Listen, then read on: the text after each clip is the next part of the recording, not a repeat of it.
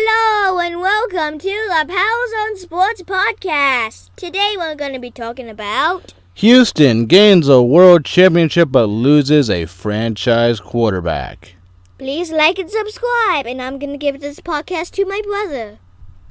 So I want to start off this podcast today by congratulating the Houston Astros on winning their first ever World Series championship. And as someone last year who rooted for a baseball team with a long drought to finally break through and win their first title in forever, the Astros winning their first ever title, it's an incredible achievement. Congratulations to the Houston Astros, and congratulations to Carlos Beltran, 19 seasons in the major leagues, best switch hitter.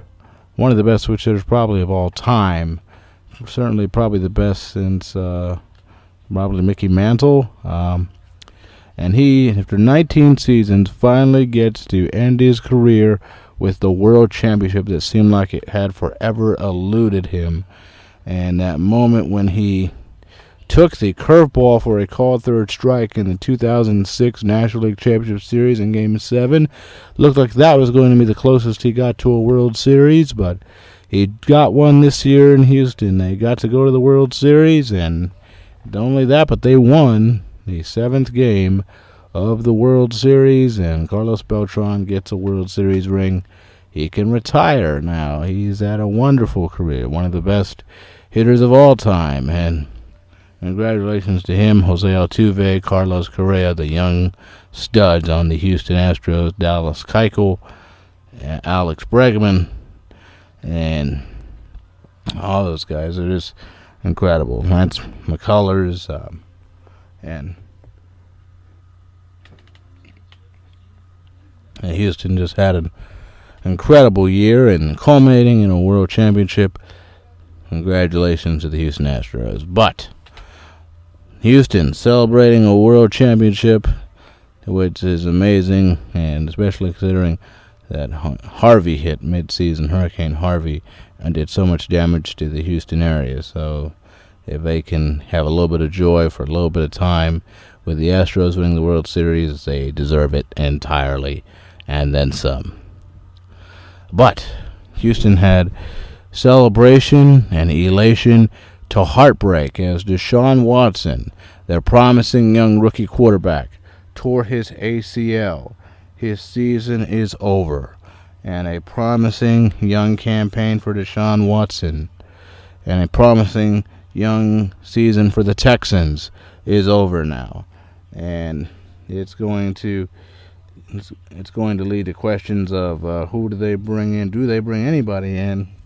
And it doesn't look like they will bring anybody, and they're just going to go with the systems of quarterbacks that they have. Matt McGloin is scheduled to be brought in. He is scheduled to be the quarterback that they'll bring in for Houston.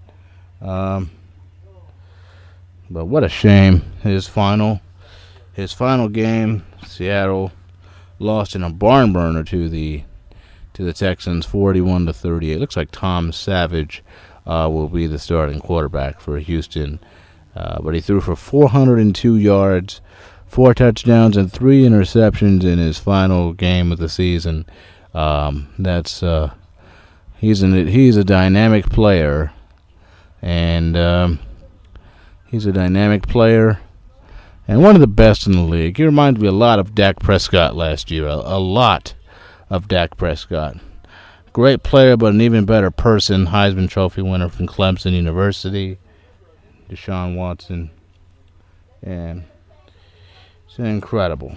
He put up record-breaking numbers. He completed nearly 62% of his passes for almost 1,700 yards, 19 touchdowns, only 8 picks. Only Carson Wentz had as many. And he really had an incredible rookie year. What a shame that he was injured, and Houston's going to be in a bit of a bind, but it's going to be interesting to see, can they recover from the loss of such a dynamic young star. In Indianapolis, the Colts have placed quarterback Andrew Luck on injured reserve. His season is over, and it's too bad that the Colts lost such a dynamic player as well. But the Colts, if they're not going to put a serious effort towards rebuilding, then they need to just let Andrew Luck go and go to a team that will put a more serious effort in. This division may go to the Jacksonville Jaguars and their dynamic young running back Leonard Fournette, who has really transformed them into a team that looks like they might win the division now with all these injuries that have befallen the quarterbacks of the other divisions. Indianapolis, maybe Tennessee. Marcus Mariota wins out. Time for some trivia. Now that the Houston Astros won the World Series, who is now the longest reigning team to never win a World Series championship? The answer is coming up shortly. So, on the NFL schedule for Week 9, we got the Ravens taking on the Titans. I'm going to pick the Titans to win. The LA Rams taking on the New York Giants. I'm picking the Rams to win. Broncos at the Eagles. Picking the Eagles to win. The Carolina Panthers taking on the Atlanta Falcons. Picking the Panthers to win. Saints at the Buccaneers. The Saints are the hottest team in the league. Picking the Saints to keep the winning going. The Jaguars at the Bengals. I'm picking the Jaguars to win. Texans at the Colts. I'm picking the Texans to win. Seahawks at the Redskins. I'm picking the Seahawks to win. Cardinals at 49ers. I'm picking the Cardinals to win. Cowboys at the Kansas City Chiefs. I'm picking Dallas to get the win. Raiders at the Dolphins. I'm picking the Raiders to get the win. And Monday night, Detroit Lions at Green Bay Packers. And I'm picking the Lions to get the win on the road in Lambeau. Thanks for listening to the Powers on Sports podcast. Please like and subscribe and follow us on Twitter. And I'll see you next time in the next podcast. Goodbye.